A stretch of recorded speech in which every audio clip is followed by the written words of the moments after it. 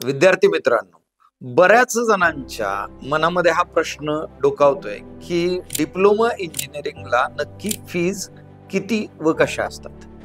खरं सांगू का, बऱ्याच ठिकाणी तर मुलींना फ्री ऍडमिशन आहे बऱ्याच कॉलेजेसला.